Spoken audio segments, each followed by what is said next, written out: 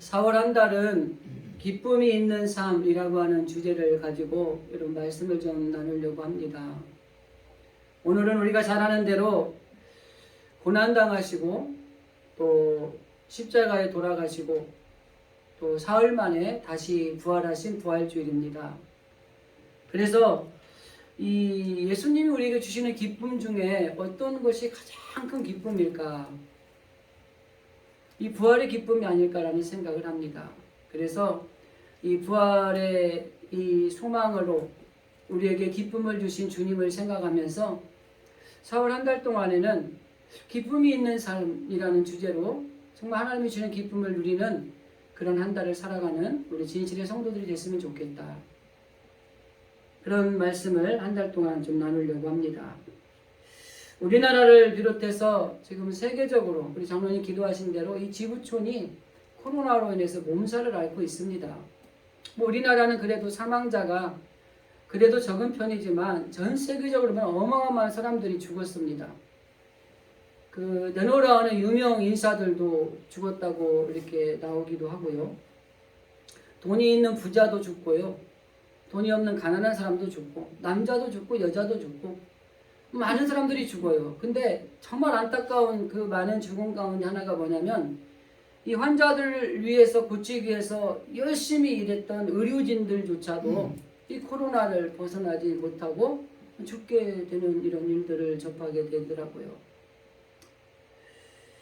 사람은 이 코로나가 아니어도 때가 되면 다 죽습니다. 그런데 사람들에 따라서 이 죽음에 대해서 세 가지 정도의 유형을 가지고 생각을 한답니다.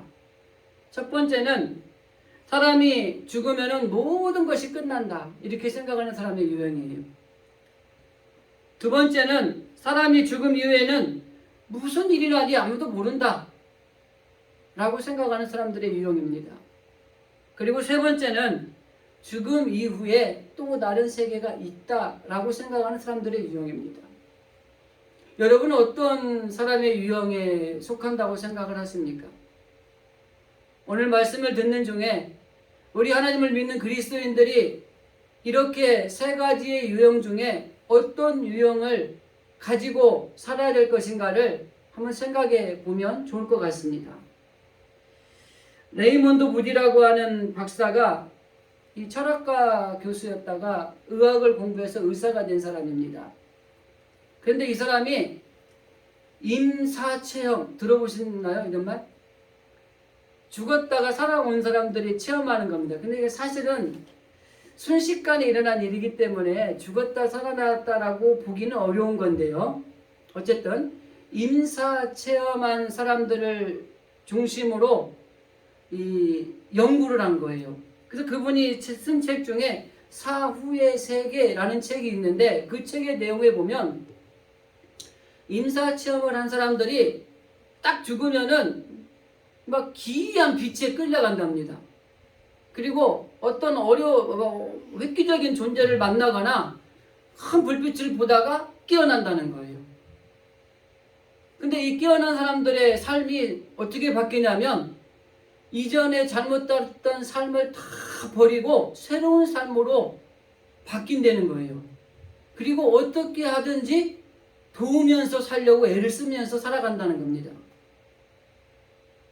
그런데 미국의 종양학 전문인 제프리 롱이라는 사람도 10년 동안 약 1300명의 이 임사체험자들을 연구하면서 책을 썼는데 그 책 이름이 죽음 이후라는 책, 비슷하죠. 죽음 이후에는 뭔 일이 일어나는가 이걸 연구한 사람인데 이분이 내린 결론은 이겁니다. 사람이 죽으면 몸에서 떨어져 나가는 유체 이탈이 일어난다는 겁니다. 가끔 TV나 영화 보면 그 옛날에 그 뭐 있죠, 차태현이 나온 거, 천만 영화 나온 거 있잖아요.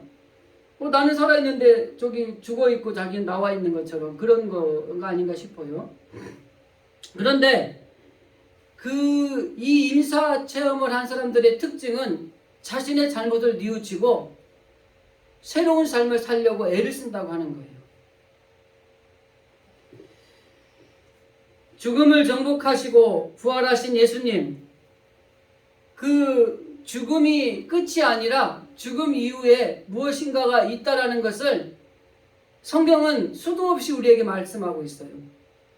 예를 들면 히브리서 9장에 보면 사람이 한번 죽는 것은 정해진 것이요 그 후에는 심판이 있을 것이다. 사람이 죽으면 끝이 아니라 그 이후에 무슨 일이 있다는 거예요. 마태복음 25장에도 보면 그들은 영벌에 의인은 영생에 들어가리라. 우리가 잘 아는 말씀이죠. 정말 하나님 앞에 마지막 심판 때가 있는데 영생에 들어갈 사람들의 무리가 있고 영벌에 들어갈 사람들의 무리가 있다는 거예요. 그러니까 우리는 죽으면 끝이다 라고 생각하는 세상 사람들이 생각하는 기본적인 그런 틀에 사는 사람들이 아니에요. 죽음 위에 무슨 일이 할지 나도 몰라 라고 하는 이런 무의미한 생각을 가진 사람들이 아니에요.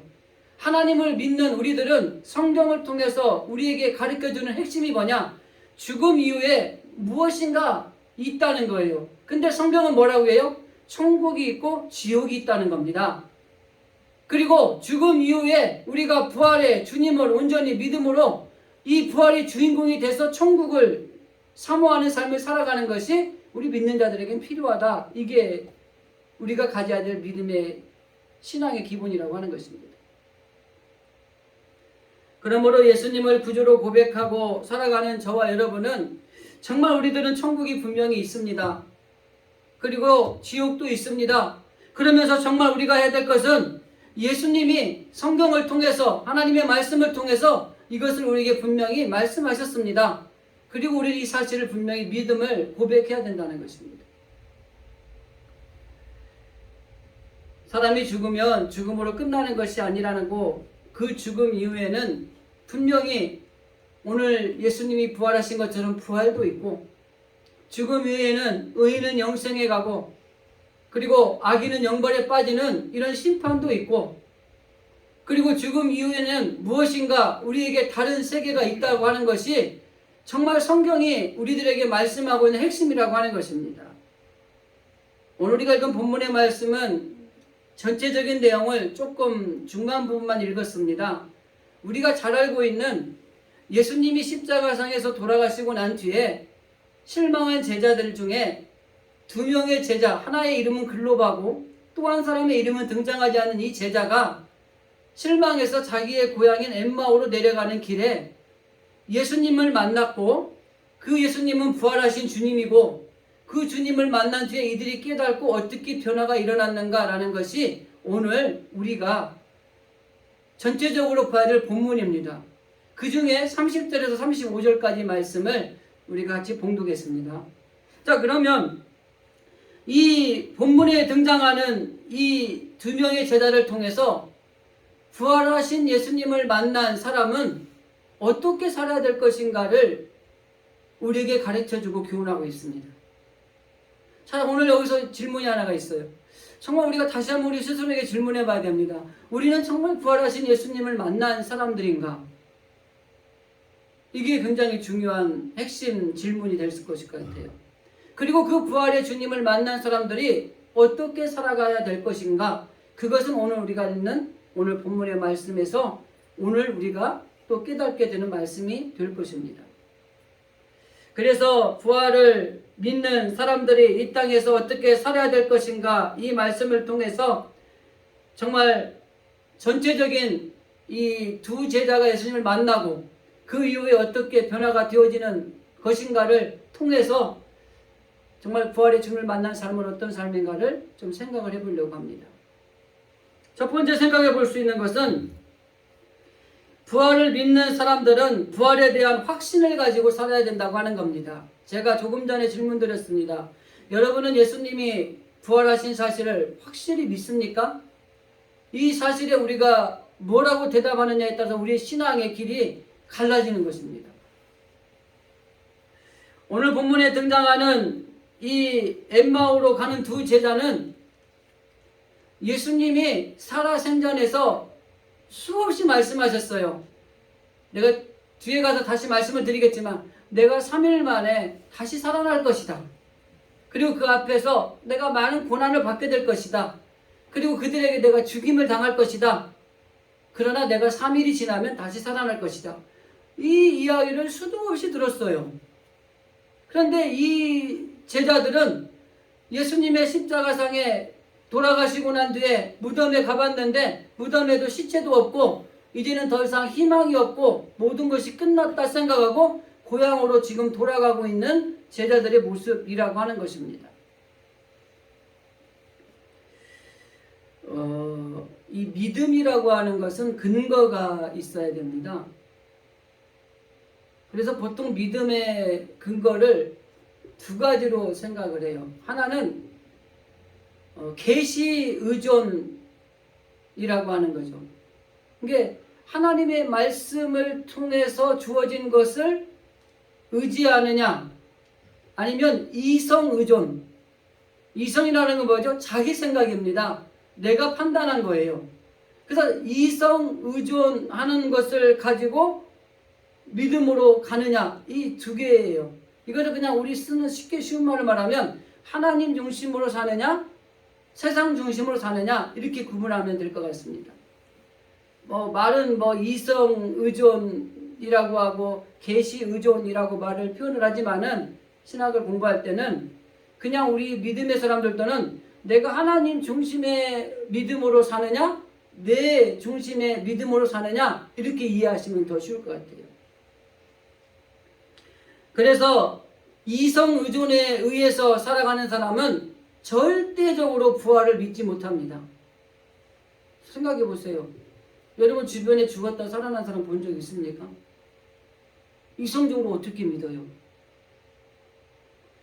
이성적으로는 이 부활의 사건을 우리가 확실하게 믿는다고 고백할 수가 없는 거예요. 그러나 하나님의 계시의 말씀을 통해서 성경은 수도 없이 예수님께서 부활하신다는 사실을 구약에서도 예언했고 신약에서도 이루어지고 오늘날 우리들에게도 수도 없이 말씀으로 하나님이 주신 거예요. 이 말씀 계시에 의존하는 믿음을 가지고 우리가 이 부활의 확신을 믿을 수 있는 거예요. 칼 바르트, 브루노 그 당시 신학자들이 신정통주의를 추구했던 사람들입니다. 이 사람들이 뭐라고 그랬냐면요, 이 부활은 하나님의 나라가 완전히 이 땅에 이루어진 것을 부활로 본다는 거예요. 그러니까 예수님의 실제적인 육체적 부활을 믿지 않는 거예요. 신학자들도 그랬어요. 그래서 늘 싸웠어요. 신학이 굉장히 복잡한 겁니다. 그래서 교회에 신학을 갖다 들여다 놓으면은요, 이 믿음에 혼선이 생겨요. 그래서 여러분 계시 의존, 이성 의존 이것보다 내가 하나님 중심으로 믿음 생활하느냐 아니면 내가 세상 바라보고 살아 이렇게 이해하는 게 우리 믿음에 훨씬 유익이 있다는 거죠. 그래서 정말 중요한 것은 불트만이라는 사람도 예수님의 부활을 신화라고 표현을 했던 사람들 중에 하나예요. 신학자인데 트릴치라고 하는 사람은 이 너무나 막 열정적으로 자기가 막 이 부활이 맞다고 이렇게 믿는 이런 신념에서 그 부활을 믿는다고 고백을 하고 있다는 거예요. 그러니까 이 이성주의적인 사상을 가지고 있는 신학자들은요, 부활을 부인했습니다. 예수님의 부활에 대해서 이 사람들이 네 가지 정도의 의심을 합니다. 첫째는 예수님의 죽음의 역사성. 두 번째는 부활의 기사에 대한 신빙성. 세 번째는 빈 무덤의 역사성. 빈 무덤이 정말 역사적으로 맞느냐. 네 번째는 부활 후에 출현한 사건들에 대한 확실성. 그런데 신학자들이 이거에 대해서 해석을 할 때 예수님의 죽음은 확실하다는 거예요. 빌라도가 쓴 우리가 알고 있는 빌라도 보고서에 보면은 예수님은 이 빌라도에 의해서 돌아가셨다는 겁니다. 그 초대 역사가인 요세푸스라고 하는 사람의 그 역사를 굉장히 많이 초대 때는 봅니다. 그 초대 역사가인 요세푸스가 말하는 게 뭐냐면 빌라도에 의해서 이 유대 사람들이 고발을 함으로 인해서 고난당하시고 빌라도의 그 정죄함으로 예수가 죽었다. 이렇게 기록이 돼 있어요.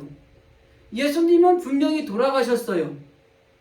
이건 역사적으로 맞는 말입니다. 근데 이거를 부인하는 겁니다. 두 번째는 부활 기사의 신빙성입니다.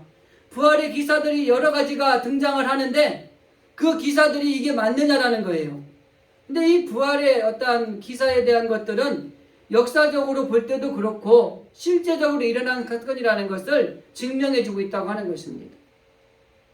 무덤도 마찬가지입니다. 개인의 무덤이었고 아리마대 사람 요셉이 직접적으로 그 무덤을 가져다가 예수님을 장사했다고 하는 것을 분명히 그것은 사실이라고 하는 것입니다. 예수님의 시체가 다시 없어진 것에 대해서 기절설이라든지 도난설이라든지 환상설이라든지 여러 가지 이단들이 등장을 했습니다. 그런데 여러분, 도난당한다는 게 있을 수가 없는 일이에요. 그들은 예수님이 사흘 뒤에 살아날까봐 두려워서 겹겹이 지키고 있었고 병정들이 지키고 있었기 때문에 누가 가져갈 수가 없는 상황이라고 하는 겁니다. 그리고 결과적으로 기절했다가 살아났다는 것은 앞에서 말씀드린 것처럼 예수님은 분명히 십자가에서 돌아가셨다는 것이 역사적으로 증명이 되었다고 하는 것입니다. 그리고 더 나아가서 환상설을 주장하는 사람들이 있습니다. 예수님이 부활 후에 나타난 것은 실제적으로 나타난 게 아니라는 거예요. 여러분, 예수님이 부활하시고 나서 40일 동안 이 땅에 계시면서 11번을 사람에게 보이셨어요. 그런데 어떤 때는 500명이 있는 곳에서도 예수님을 보이셨어요. 이걸 떠나서 그 부활하신 예수님을 만난 사람들이 놀라운 변화가 일어났습니다. 예수님의 형제였던 야고보와 유다가 있어요. 그들은요, 예수님을 믿지 않았던 사람들이었어요. 오히려 예수가 미쳤다 그랬어요. 그런데 부활하신 예수님을 만나고 나서 야고보와 유다는 그 예수를 주님이라고 고백을 합니다. 그리고 그는 야고보서의 저자가 되고 유다서의 저자가 돼요. 여러분, 오늘날 이 부활의 주님을 만난 수많은 증인들의 변화하고 놀라운 이런 일들이 일어난 것들을 통해서 예수님의 부활은 확실하다는 겁니다. 오늘날 이 시대를 살아가는 저와 여러분요, 이 부활에 대한 확실성을 가지고 있지 않으면 신앙이 무너지는 겁니다. 역사적으로 어떤 모든 걸 두루두루 섭렵해 볼 때 예수님이 십자가에서 고난당하시고 십자가 골고다에서 돌아가시고 사흘 후에 다시 살아나셔서 수많은 사람들에게 나타나 보이시고 그리고 그들을 보이신 이후에 하늘로 승천하셨다고 하는 이 사실이 확실히 우리에게 믿어져야 된다고 하는 것입니다. 이 부활의 주님을 만난 사람은 부활에 대한 확신이 있습니다. 여러분, 정말 이 시대를 사는 저와 여러분은 부활의 확신이 있습니까? 또 한 가지 우리가 좀 생각해 볼 수 있는 것은 이 부활의 이런 모든 이런 역사성이나 신비성이나 빈무덤이나 어떤 부활 후의 출현의 이런 것들을 볼 때에 이성 사색 의존을 하는 사람은 믿을 수가 없다고 하는 것입니다. 그리고 예수님을 만났던 사람들이 하나같이 증거하는 게 뭐냐면 내가 예수님을 만났다 이렇게 증거하는 게 아니라 예수님을 만난 거에 대해서 베드로도 오순절 설교를 통해서 구약에 예수님이 이렇게 말씀하셨는데 이러한 것들이 말씀대로 이루어졌다 이렇게 이야기를 해요. 바울도 내가 예수님을 만났다 와서 봐라 이게 아니에요. 바울도 분명하게 말씀하고 있는 것이 내가 이 예수님이 성경에 말씀하시기를 고린도전서에 보면은 성경에 말씀하신 대로 사흘 만에 고난받으시고 돌아가시고 또 성경에 말씀하신 대로 사흘 만에 다시 살아나셨다 이렇게 이야기를 해요. 그러니까 성경대로 예언하신 대로 예수님이 다시 살아나셨다 이걸 말씀하고 있는 겁니다. 여러분에게 누가 그렇게 묻거든 예수님이 부활이 확실한데 예수님 살아나는 거 봤어? 만났어? 이렇게 물을 수 있잖아요. 보고 만나서 예수님의 부활을 확신하는 게 아니라 하나님이 말씀하신 계시의 말씀을 통해서 그 말씀대로 이루어진 사건을 우리가 믿음으로 받아들이는 겁니다. 이게 부활의 확신을 가지는 거예요. 그래서 오늘 본문에 등장하는 이들을 조금 우리가 보면은요, 이 엠마오로 돌아가던 제자들이 예수님을 뭐라고 말씀하냐면 우리가 읽지 않았지만 19절을 보면 말과 그리고 그 일하는 일에 있어서 능력이 있는 사람이 예수였어. 이렇게 보는 거예요. 그리고 또 하나 21절을 보면은 이 예수님을 뭐라고 이 사람들은 봤냐면 이스라엘을 속량할 자, 해방자로 본 거예요. 로마의 폭정으로부터 우리의 이 힘들고 어려운 것들을 건져주고 왕으로 등극을 해서 뭔가 새로운 나라를 만들어갈 속량자, 구속자, 해방자로 본 거예요. 그런데 이 예수님이 사역을 하시고 능력도 있고 말에도 권세도 있고 병든 자도 고치고 죽은 자도 살리고 이러고 다니는 거는 봤는데 시시하게 이 고난당하시고 돌아가신 거예요. 실망이 큰 거예요. 그래도 또 들은 말은 있기 때문에 희망을 가지고 무덤에 가봤는데 시체도 없어져 버린 거예요. 그래서 이제는 끝이다 생각하고 고향으로 돌아가고 있는 상황입니다. 자, 그런데 이 부활하신 주님을 이들이 만난 다음에 어떻게 바뀌냐면 예수님의 대화를 통해서 그 사람들에게 그게 주님이라는 걸 깨닫게 해주니까 부활에 대한 확신을 가지는 거예요. 여러분, 이 부활에 대한 확신은요, 주님이 우리에게 눈을 열어주셔야 돼요. 여기 성경에 보면 그렇게 표현해요. 우리가 눈을 열어주니 하나님이 말씀하실 때에 마음이 뜨겁지 아니하더냐. 예수님이 옆에 계셨지만은 같이 길을 걸어갔지만은 음식도 먹었지만은 이분이 부활하신 예수님인지를 모르는 거예요. 그런데 말씀을 풀어주시고 우리의 눈이 열려지니까 아, 이분이 예수님이시구나. 그렇게 말씀하셨던 부활하신 주님이구나 라는 걸 깨달은 거예요. 그러니까 부활에 대한 확신을 갖는 겁니다. 여러분의 신앙생활 하시면서 오늘날 21세기 사람 이 시대의 신비적인 것들이 얼마나 많이 우리에게 다가오겠습니까? 그래서 정말 중요한 것은 이 부활의 주님을 정말 성령이 눈을 열어주시고 하나님의 말씀을 통해서 우리가 믿음으로 깨닫고 아, 이 주님이 부활이 확실하구나 라는 이런 고백이 우리에게 있어야 된다고 하는 것입니다. 예수님도 부활에 대해서 여러 가지 말씀을 하십니다. 누가복음에 보면은 예수님이 바리새인과 대제사장과 서기관들에게 버림받아 죽임을 당하고 제3일에 다시 살아나야 할 것이다 라고 말씀을 하십니다.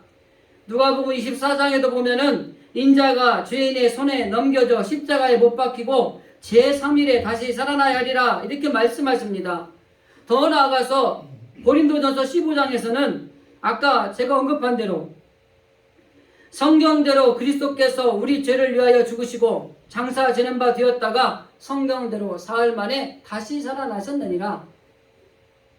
그러니까 우리가 무엇을 보고 정말 예수님을 만난 것이 아니라 하나님의 말씀대로 이루어졌다고 예언하신 대로 이루어졌다는 것을 믿음으로 확신하는 것이 필요하다고 하는 것이죠. 부활을 믿지 않는 사람들은 증거가 없어서 안 믿는 게 아니라요, 말씀을 믿지 못해서 안 믿는 겁니다. 믿음은 들음에서 나고 듣는 것은 예수님의 말씀으로 말미암느니라. 이 말 한마디로 욕하면은요, 믿음은 말씀을 들을 때 일어나는 겁니다. 말씀을 듣지 않고 어떻게 믿겠어요? 그죠? 그러니까 믿음은 들으면서 난다 이렇게 말한 다음에 그 듣는 것은 어디에 있느냐? 하나님, 예수님의 말씀이다 이렇게 설명하고 있는 거예요. 그러니까 우리는 말씀을 통해서 주님이 부활하신 걸 확신하는 거예요. 저는 예수님 안 만나봤어요. 고난당하는 것도 못 봤어요. 그러나 성경을 통해서 구약의 예언의 말씀과 성경에서 말씀하신 대로 예수님이 살아나신 사실을 말씀을 통해 믿는 겁니다. 이게 바로 우리가 믿음의 확신을 가지고 살아야 될 중요한 요소라고 하는 것입니다. 그래서 말씀 중심이 돼야 돼요. 우리는 가끔 우리의 생각이 중심이 될 때도 많잖아요. 그래서 말할 때 뭐라 그래요? 내 생각에는 내 생각이 이게 문제가 되는 거예요. 교회에 제가 예전에 큰교회 부목사 할 때 재직회도 하는데 뭐 하나 이제 통과를 시켜야 되는데 통과가 안 되는 거예요. 그래서 뒤에 이제 부목사도 앉아있으면서 왜 통과가 안 될까? 그리고 쳐다봤어요. 원인 딱 한 가지예요. 손을 들고 의장하고 있는데 내 생각에는 말입니다. 근데 이쪽에서 또 누가 손을 딱 들었니? 내 생각에는 말입니다. 내 생각이 너무 많아요. 근데 그 중에 하나가 딱 누가 손을 들고 주님이라면 말입니다. 이렇게 하지 않았을까요? 라고 했다면 아마 참 은혜롭게 끝났을 거예요. 근데 모두 내 생각이 많은 거예요. 믿음조차도 내 생각대로 믿는 거죠. 말씀에 근거해서 우리가 믿음을 가지고 살아야 되는데 내 생각. 그래서 아까 서두에 말씀드린 거예요. 계시 의존 사색과 이성 의존 사색이 있는 거예요. 하나님 중심으로 믿음 생활을 하느냐, 내 중심으로 믿음 생활을 하느냐, 이 차이에서 부활의 확신을 믿느냐, 그렇지 않느냐가 결정이 되는 겁니다. 너무 길어지니까 두 번째로 넘어가겠습니다. 부활의 주님을 만난 사람은 부활의 소망으로 뜨겁게 살아갑니다. 예수님을 십자가의 죽음으로 끝난 것으로 생각한 이 제자들은 고향으로 터덜터덜 가는 거예요. 그런데 왜 이렇게 가냐면 소망이 없으니까 그래요. 처음에 그 둘이 걸어가는데 예수님이 나와서 무슨 얘기하세요? 이렇게 물어봐요. 그러니까 뭐라고 얘기해요? 비관적인 얘기를 합니다. 예수님 돌아가신 얘기를 하는 거예요. 슬픈 얘기를 하는 거예요. 부정적인 얘기를 하는 거예요. 그러니까 소망이 없는 거예요. 17절 말씀 우리가 읽지 않았지만 그 말씀을 보면은 슬픈 빛을 띠고 있었다 이렇게 말해요. 이 말은 뭐냐면 낙심한 거예요. 예수님이 우리의 속량주로 구속자가 될 줄 알았는데 붙잡혀서 고난당하더니 힘이 없게 돌아가신 거예요. 살아난다고 그래서 무덤에 가봤는데 무덤에 시체조차 없는 거예요. 그래서 이제는 끝났다고 낙심하고 돌아가는 겁니다. 그 다음 18절을 보면은 예수님은 죽었고 무덤에 가봤더니 예수님의 시체도 없더이다 이렇게 이야기하는 거예요. 이 말을 한마디로 말하면 소망이 없어졌다는 겁니다. 우리 가끔 보면은 이 어머니들이 자식이 소망이 끈을 잡고 살아가잖아요. 이 자식을 잃어버린 어머니에게 소망을 볼 때가 참 많아요. 근데 이들도 마찬가지죠. 예수님이 우리의 소망이었는데 예수님이 돌아가셔서 살아날 거라고 그래서 무덤도 갔어요. 근데 무덤에도 없는 거예요. 소망이 없는 거예요. 소망이 없으면 비관적이 됩니다. 그런데 이 사람들이 부활하신 예수님을 만나고 나서 어떻게 바뀝니까? 32절입니다. 말씀을 들을 때 마음이 뜨거워졌습니다. 이 말은 다른 말로 말하면 열정이 생긴 겁니다. 소망이 생긴 거예요. 소망을 잃어버리고 걸어가는 그들에게 예수님이 만나고 예수님이 말씀으로 그들을 깨닫게 하니까 그들의 마음에 뜨거워졌어요. 열정이 생겼어요. 소망을 잃어버렸는데 소망이 다시 살아나기 시작을 했다고 하는 것입니다. 그리고 나서 이 제자들이 이 미지근한 상태에서 이 뜨거워진 상태로 바뀐 거에 대해서 결정적으로 성경은 이렇게 말합니다. 31절에 보면 그들의 눈이 밝아졌기 때문이다 이렇게 표현해요. 그들의 눈이 밝아졌다는 것은 눈을 열어줬다는 겁니다. 그동안 보지 못하는 걸 보게 되었다고 하는 거예요. 누가 열어주느냐? 성령이, 예수의 영이, 예수님이 눈을 열어주셔야 되는 거예요. 저와 여러분도 아무리 힘들고 어려운 상황에 있다고 할지라도 주님이 우리의 눈을 열어주시면 그 힘든 상황을 이겨낼 수 있는 믿음으로 이겨내게 돼 있어요. 그런데 낙심하고 소망을 잃어버리고 비관적이고 슬픔에 빠져서 이제 모든 것이 끝났다 생각하면 아무리 주님이 옆에 계셔도 그 주님을 볼 수가 없는 것입니다. 그래서 우리는 말씀을 통해 주님이 우리의 눈을 열어주시기를 위해 기도해야 되고 그 열려진 눈으로 주심을 바라볼 때에 낙심하고 실망하고 비관적으로 엠마오로 내려갈 필요도 없는 거예요. 시체가 없네? 주님이 살아나신다고 하는 게 내일이지. 내일까지 내가 끝까지 믿고 기다리리라. 이럴 수 있는 거예요. 그러니까 우리는 끝이 아니라 우리의 눈을 열어서 정말 주님이 항상 내 곁에 계심을 봐야 돼요. 그러면 엘리야 시대 어땠습니까? 그 사환이 엘리야를 잡으러 온 수많은 군대들을 보면서 기겁을 한 거예요. 큰일 났습니다. 스승님, 죽게 되었습니다. 어떻게 하면 좋을까요? 그때 엘리야가 사원에게 이렇게 말합니다. 눈을 들어 잘 보라. 그러니까 이 엘리야를 두르고 있는 이 엄청난 이 군사들을 보게 되는 거예요. 여러분, 힘들죠? 어렵죠? 그 가운데서도 우리의 눈을 열어서 우리 곁에 계신 주님을 바라볼 수만 있다면 우리는 비관하거나 슬퍼하거나 낭망하거나 이런 것이 아니라 다시 소망을 가지고 열정을 회복하고 뜨겁게 우리는 일어설 수 있다고 하는 것입니다. 계속해서 말씀을 보면은 18절 말씀에 그들의 눈이 가리워져 예수님을 알아보지 못했습니다. 영안이 열리지 않았기 때문이라는 거죠. 그런데 38절에 보면은 제자들에게 가서 이야기를 했는데 제자들도 두려워하고 계속 의심하는 거예요. 예수님이, 부활하신 예수님이 다시 살아나셨다. 주께서 과연 살아나셨다. 그리고 시몬에게도 보이셨다. 이렇게 말했는데 그래도 두려운 거예요. 그래도 불안한 거예요. 그러니까 예수님이 다시 그 39절에서 자기의 못 박힌 손이나 고난당한 육체를 만져보라고 이야기를 합니다. 이 정도 되면은 믿어야 되지 않겠어요? 그런데 41절에 보면은 제자들은 아직도 예수님의 부활을 믿지 못하는 거예요. 직접 나타나셔서 여기 만져봐라. 여기 봐라. 그리고 45절에서 이렇게 말씀합니다. 마음의 문을 열어 성경을 깨닫게 하셨다. 그리고 그들의 눈이 열리고 마음이 열리고 나니까 부활하신 주님을 온전히 만나게 되었다라고 하는 것입니다. 하나님께서는 우리를 너무 사랑하셔서 영안을 열어주시기를 원하세요. 이 사람에게는 육안이 있고 심안이 있고 영안이 있습니다. 근데 영안이 열려야 영적인 세계를 볼 수 있는 거예요. 근데 우리는 육안으로 보는 건 다 보잖아요. 심안은 뭐 보는 것도 있고 못 보는 것도 있겠죠. 그 사람 마음속을 어떻게 알아요? 그죠?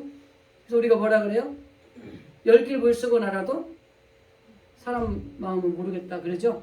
이 마음도 몰라요. 사실은 다 숨기고 있으면. 근데 영안이 열리면은 영적인 세계를 볼 수 있어요. 그래서 육체적으로 고난받는 거, 마음으로 어려운 것들 이겨낼 수 있는 파워가 생기는 겁니다. 낙담하거나 실망하거나 비관하는 것이 아니라 소망을 가지게 되는 거예요. 열정을 회복하는 거예요. 그러면서 제자들이 그랬던 것처럼 주님이 우리에게 말씀을 풀어주실 때에 우리의 마음이 뜨겁지 아니하더냐. 낭망하고 실망해서 이제는 끝났다고 고향으로 가는 제자들이 부활하신 예수님을 만나고 나니까 소망이 생겼어요. 열정이 생겼습니다. 여러분, 이게 중요하다고 하는 것입니다. 하나님께서는 우리를 정말 사랑하시기 때문에 영안을 열어주신다고 하는 것입니다. 부활의 능력을 체험한 사람들은 뜨겁게 열정적으로 하나님의 일을 합니다. 지난 화요일인가요? 우리 그 단톡방에 제가 사명이라는 찬양과 함께 고난주간 시작하면서 그 순교한 사람들 영상 보내드렸는데 그냥 보셨는지 모르겠습니다. 거기 보면 예수님의 12명의 제자들이 순교한 내용들을 이렇게 보여줘요. 요세푸스라고 하는 초대 역사학가, 아까 앞에 얘기했죠. 이 사람이 이 쓴 책 중에 12제자의 순교라고 하는 책이 있어요. 그 책을 바탕으로 그 영상이 만들어진 겁니다. 베드로는 부활하신 주님을 만나고 나서 내가 예수님처럼 십자가를 다 지고 살 수 없겠네, 거꾸로 지고 죽겠다, 이렇게 순교를 해요. 그리고 안드레는 헬라에 가서 부활을 증거하다가 그 십자가에 줄로 매달려서 순교를 합니다. 야고보는 아그리빠 왕의 칼에 순교를 하고요. 빌립은 부르기아라는 소아시아 지역에 가서 부활을 증거하다가 기둥에 매달려서 찢겨 죽으며 순교를 합니다. 바돌론에는 알메니아에 가서 부활을 전하다가 십자가에 거꾸로 매달려서 순교를 하고요. 도마는 인도에 가서 부활을 전하다가 군인들이 던진 창에 찔려서 죽음을 당하는 순교를 합니다. 마태는 이디오피아에 가서 부활을 전하다가 순교합니다. 야고보도 군중들이 성전 꼭대기에 내려 올라가서 떨어뜨려서 죽이게 되는 순교를 당하게 됩니다. 시몬은 이디오피아에서 칼날에 죽고, 다데오는 파사에서 돌에 맞아 죽고, 마띠아는 이디오피아에서 군중들의 수없이 던진 돌에 맞아 죽습니다. 부활의 예수님을 만난 사람들은 열정이 있어요. 뜨겁습니다. 소망이 있습니다. 그래서 순교할 수 있는 거예요. 부활의 예수님을 온전히 만나지 않은 사람은 비겁한 사람이 됩니다. 도망자가 됩니다. 낭망하게 되고요. 그리고 패배자가 되는 이런 길을 걸어가는 겁니다. 부활의 신앙을 가진 우리들도 마찬가지입니다. 이 부활의 아침에 예수님이 과연 살아나셨다라는 이렇게 고백했던 그 당시 제자들처럼 우리들도 부활에 대한 확신을 가지고 끝난 것이 아니라 새로운 소망과 열정을 가지고 가정에서도, 교회에서도, 직장에서도, 주어진 어느 자리에서든지 간에 뜨겁게 열정을 가지고 일해야 되는 것입니다. 직장에서 일할 때도요, 직장에 대한 이 소망이 있어야지 충성을 다하지 않습니까? 주님이 정말 부활하신 것을 확실히 믿는 믿음의 사람들은 결코 낙담하지 않습니다. 소망을 가집니다.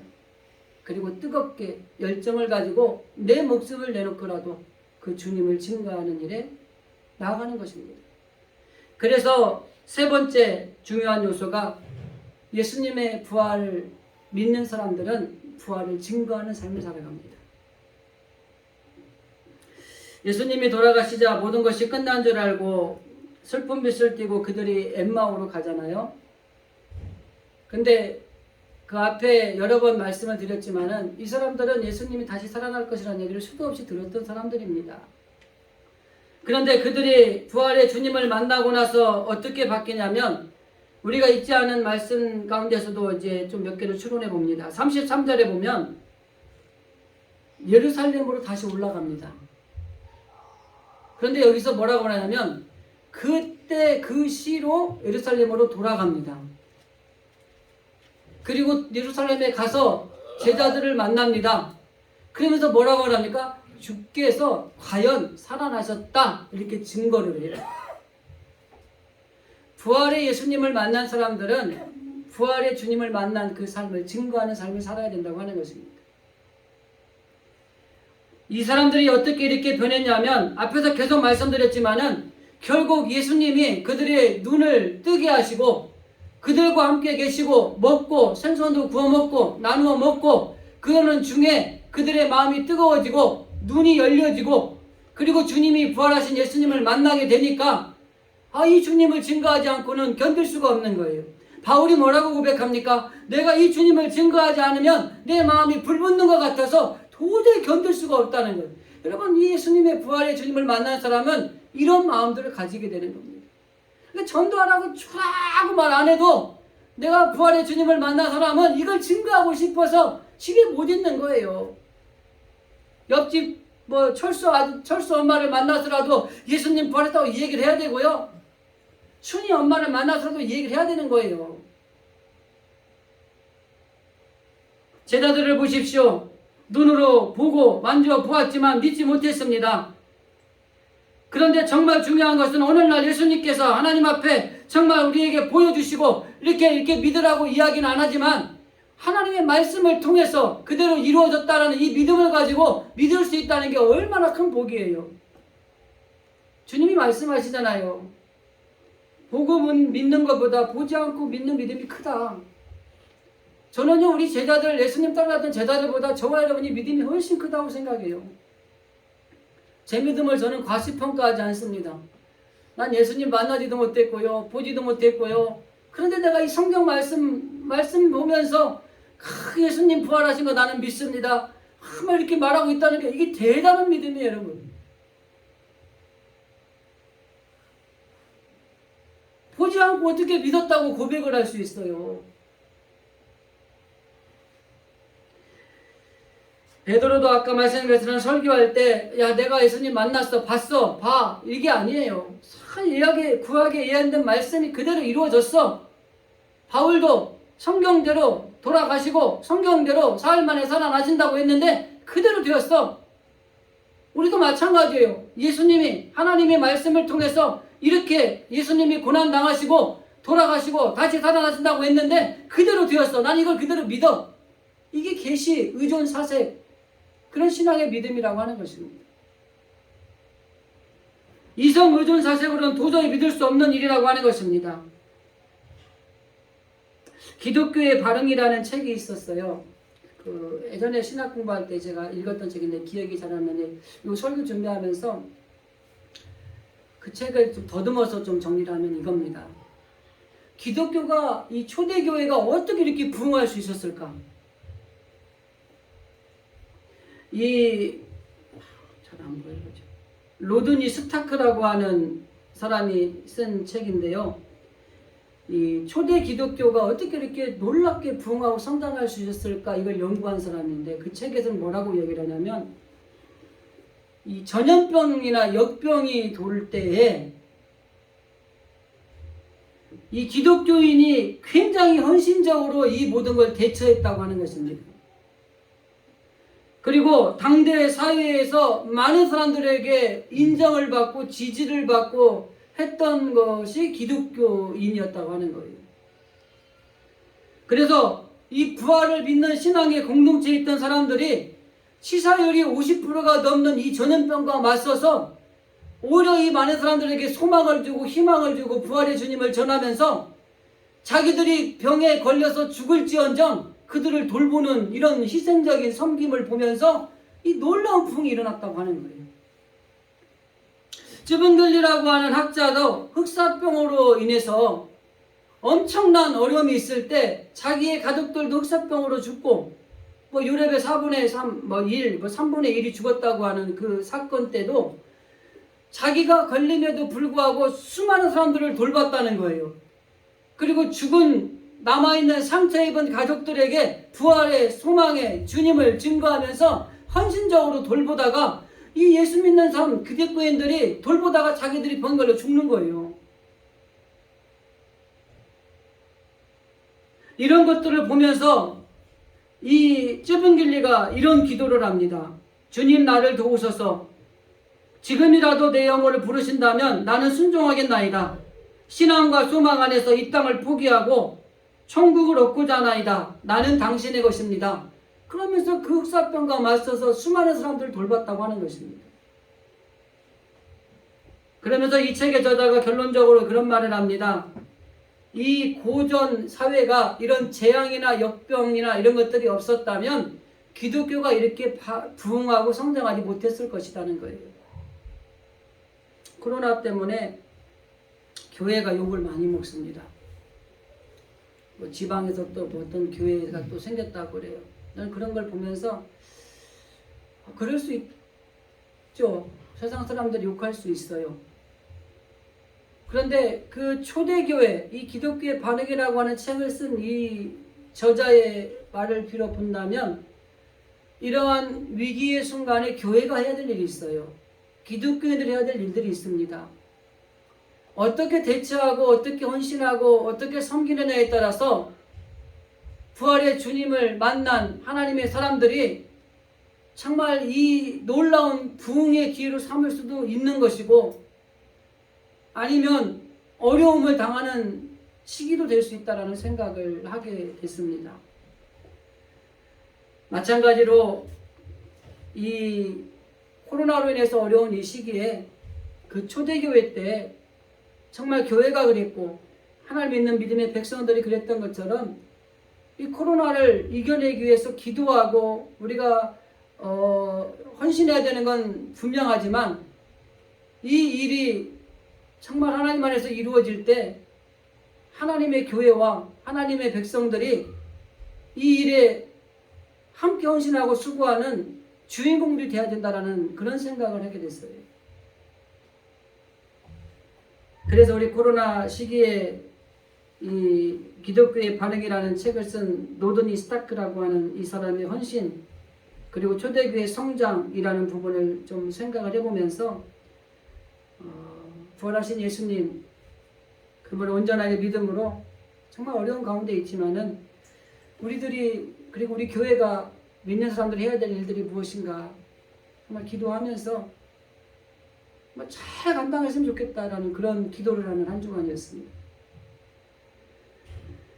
말씀을 정리하면서 부활하신 예수님을 만난 사람들은 부활에 대한 확신을 가집니다.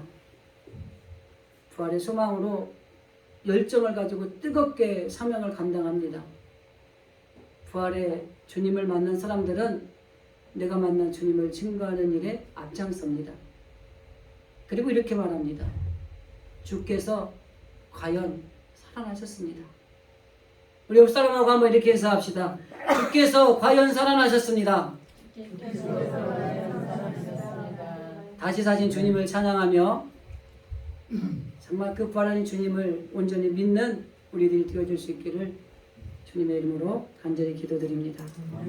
기도하겠습니다.